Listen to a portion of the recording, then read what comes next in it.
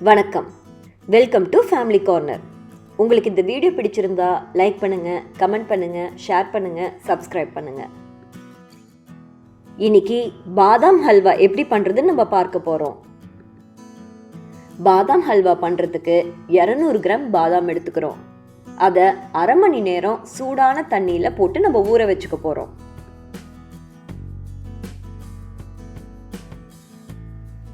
அரை மணி நேரம் ஊறின பாதாமோட தோலை நம்ம இந்த மாதிரி உரிச்சு எடுத்துக்க போகிறோம்.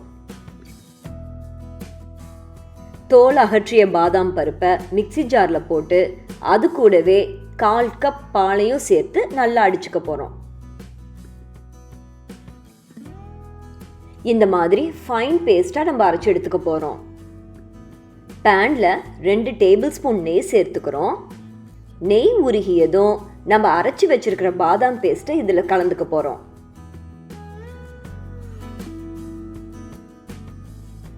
பாதாம் பாத்திரத்தோட அடிப்பிடிக்காமல் இருக்கிறதுக்காக தொடர்ந்து கலந்துக்கிட்டே இருங்க. நம்ம 200 கிராம் பாதாமுக்கு 200 கிராம் சர்க்கரை சேர்த்து கலந்துக்க போகிறோம். சர்க்கரை உங்கள் இனிப்பு சுவைக்கு தகுந்த மாதிரி நீங்கள் கொஞ்சம் கூட்டிக்கவோ குறைச்சிக்கவோ செய்யலாம்.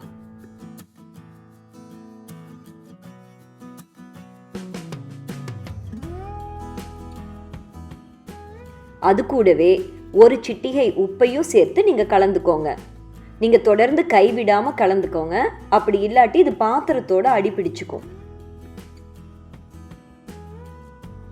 1/4 கப் வெது வெதுப்பான பாலில் ஒரு சிட்டிகை குங்குமப்பூ அதோடு சேர்த்து கலந்துக்க போகிறோம்.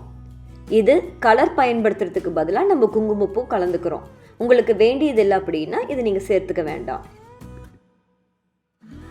நம்ம கலந்து வச்சிருக்கிற குங்குமப்பூ பாலையும் இதோட சேர்த்து கலந்துக்க போறோம்.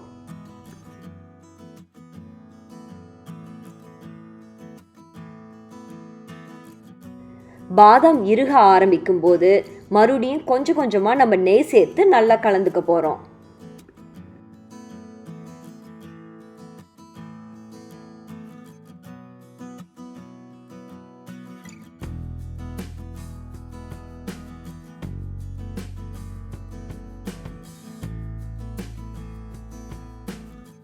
பாதாம் நல்லா இறுகிடுச்சு, உங்களுக்கு பாத்திரத்தோட ஒட்டாம வருது.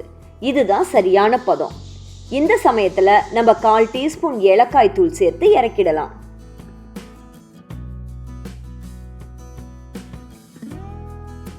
மிக மிக சுவையான, ஆரோக்கியமான, எளிதான பாதாம் ஹல்வா தயாராயிடுச்சு. இந்த ரெசிபியை நீங்களும் ட்ரை பண்ணி பாருங்க. உங்களுக்கு பிடிச்சிருந்தா ஃபேமிலி கார்னருக்கு சப்ஸ்கிரைப் பண்ணுங்க. நன்றி.